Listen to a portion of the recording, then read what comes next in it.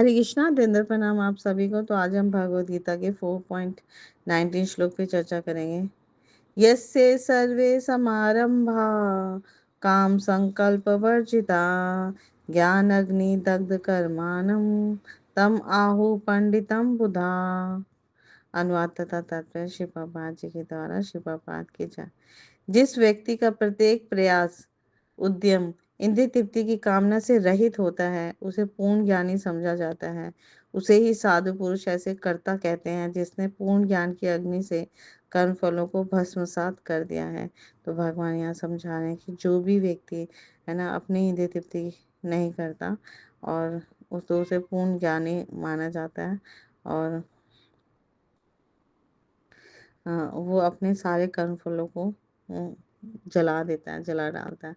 तो तात्पर्य में श्री प्रभुपाद जी समझा रहे हैं कि केवल पूर्ण ज्ञानी ही कृष्ण भावना भावित व्यक्ति के कार्यकलापों को समझ सकता है और स्वयं भी फिर वो कृष्ण भावना भावित हो जाता है। तो ऐसे व्यक्ति में इंद्रिय तृप्ति की प्रवृत्ति का अभाव होता है, यानी अपना स्वयं की इंद्रिय तृप्ति नहीं करता, भगवान की सेवा में लगता है, भगवान की इंद्रिय की सेवा करता है। तो भगवान के नित्य दास के रूप में उसे अपने स्वाभाविक स्वरूप का पूर्ण ज्ञान होता है कि वो भगवान का सेवक है, नित्य दास है। तो इसलिए वो अपने कर्म फलों को भस्म कर दिया है उसने अपने सारे। अब उसे कुछ भी अपने विगत कर्मों को भोगना नहीं पड़ता, क्योंकि वो अपना हर कार्य भगवान को समर्पित करता है, भगवान की सेवा करता है। तो जिसने भी ये पूर्ण ज्ञान प्राप्त कर लिया वो सचमुच विद्वान है। यहाँ पर भगवान भी इसकी पुष्टि कर रहे हैं कि वो विद्वान है, बुद्धिमान है। तो भगवान की नित्य दासता के इस जगत के विकास की तुलना अग्नि से की गई है। ऐसी अग्नि एक बार प्रज्वलित हो जाने पर कर्म के सारे फलों को भस्म कर सकते हैं। तो अगर हमने विगत जीवन में या है ना कुछ पाप कर्म कर भी दिए तो भक्ति करने से सब भस्म, हमारे कर्मों के फल खत्म हो जाते हैं, नष्ट हो जाते हैं।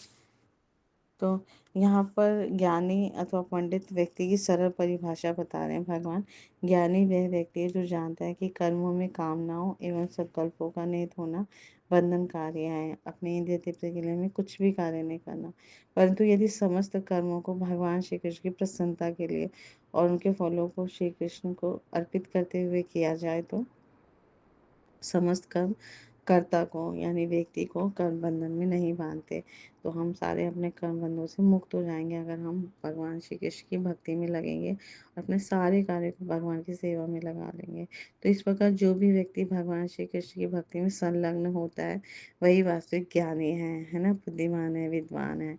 तो इन श्लोकों से हमें समझ आता है कि भक्ति जो है वो सबसे सर्वश्रेष्ठ है और मनुष्य को बुद्धिमान बनाती है, विद्वान बनाती है, ज्ञानी बनाती है। क्योंकि पूर्ण ज्ञानी हो जाता है वह व्यक्ति जो भगवान श्री कृष्ण की भक्ति को स्वीकार करता है, अंगीकार करता है।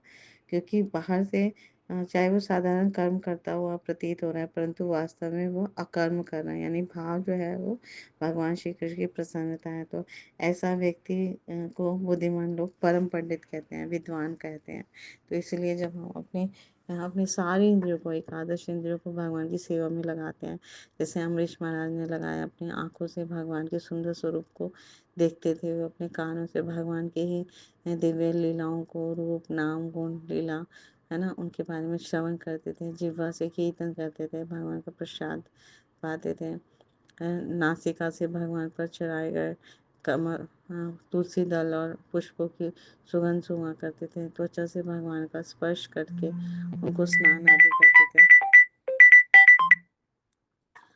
तो इस तरह से भक्ति किया और अपने हाथ पैरों से भगवान का मंदिर मार्जन करते थे, पाँव से भगवान के धाम में जाके उनको उनके धाम में भगवान का दर्शन करते थे, सेवा करते थे। इस तरह से उन्होंने अपने मन को भगवान की हमेशा चिंतन में लगाया, स्मरण में लगाया है ना। शरीर को अपने भगवान और भगवान के भक्तों के समक्ष झुकने में, उनका आलिंगन करने में, इस तरह से उन्होंने अपने सारे कर्मेंद्रियाँ ज्ञानेंद्रियों को भगवान की सेवा में लगा के हमें सिखाया है ना। उनका तो जीवन धन्य है ही है, वो तो भक्त हैं, शुद्ध भक्त हैं। तो उनके जीवन से, उनके प्रसंग से हमें बहुत कुछ सीखने को मिलता है।